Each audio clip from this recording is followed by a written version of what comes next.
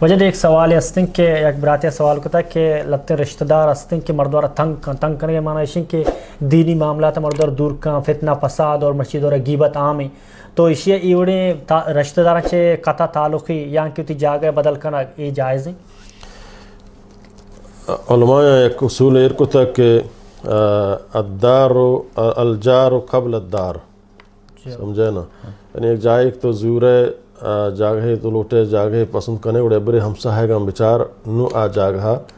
بزور یعنی ساری ہمساہ گا بچار ہمساہ گا شربی ہوگی بلاہیں نعمت ہے ایک جاگہ یک کزاں کہ دا منی عزت محفوظ نہیں یا منی دین محفوظ نبی یا من فتنہ و فساد تو کا دین لا دینیت تو کفاں یا منی حیا وغیرہ کڑا ای اوڑیں جاگہ گا یکی لڈی تو فاد کے تو رو یا ای جاگہ بہا کم دیکھ جائے رو یہ ضروری ہے کہ ہوتی دین حفاظتہ بکا ہوتی عزت و عبرو حفاظتہ بکا سمجھے نا، گنجائش نہیں تو صبر بکا اور اہانا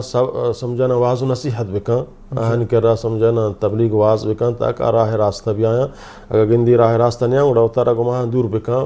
بائی کارڈ بکاں ان کر رہا مروتے ہیں زاکونی واز و نصیحت اثر نہ کنا اور باوجود آئی سمجھانا شرارت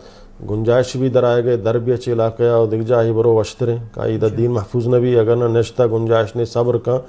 اور وطار اچھا سمجھانا بچاری نہیں ہم آئی اختیار تو کھائیں بلے باید ایک مردم شرر ہم ساہک کر رہا منندی انچک اللہ نبی صلی اللہ علیہ وسلم فرمائیں کہ